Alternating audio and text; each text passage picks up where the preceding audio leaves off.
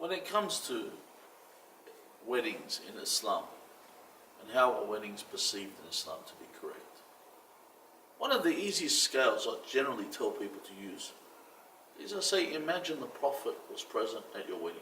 How would your wedding be? Would you have singing? Would you have the dancing? Would you have the mixing? To begin with, mixing between males and females.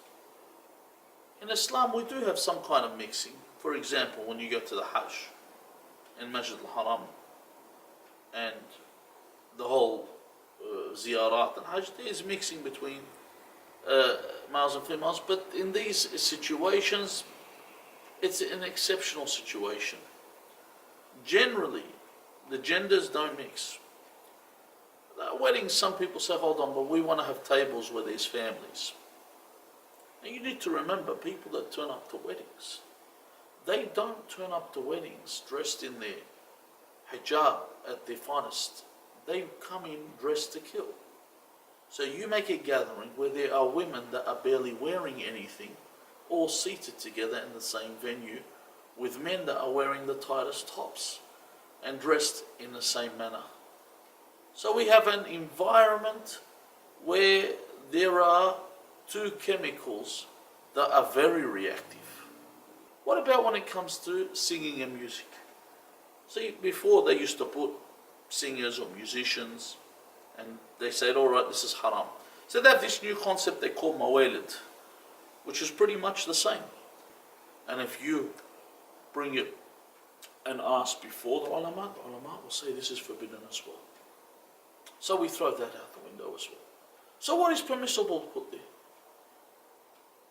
When it comes to the music that is used in a wedding, the ulama are very clear with this. And they tell you music that is not used in places of entertainment is permissible. So commercial music is not permissible. Using the music from a song and then changing the words is not permissible. So we say madah, you say anashid, poems and proses about Ahl al-Bayt alayhum as-salam, about Allah Azza wa Jal. This is what is permissible. What about when it comes to dancing? There are some exceptions where the ulama give consideration and allow. For example, between women, some ulama will allow people to beat on a drum, and some ulama will permit a woman to use her vocals before other women. Okay, when it comes to dancing in general, for you to dance is not permissible. Now, some people might make an example and say, listen, I'm doing cultural and traditional dancing. Dancing isn't permissible. And we'll leave it at that. But let's take a look at what we have left. What we have left, what is it that a wedding was meant to be? A wedding used to have a banquet, a feast. This is what it was about. We recite the Quran because we want the blessing of Allah in this wedding. The Quran is not only for funerals. And the aqd was made, the men would have a banquet, the women would have a banquet. And eulogies, proses and poetry would be read about Ahl al-Bayt alayhim as-salam, about Allah Azza wa Jal, as Allah wanted us to read them. And this is how a wedding was supposed to be.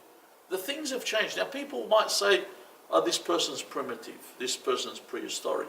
This is religion. And if you find your religion primitive and prehistoric, something's wrong with you, not with the religion.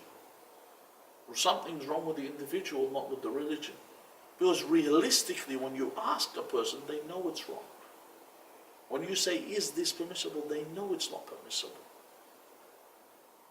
When you have these kind of weddings. And the proof of this, would they invite the Messenger of Allah sallallahu alayhi wa sallam to their wedding or not?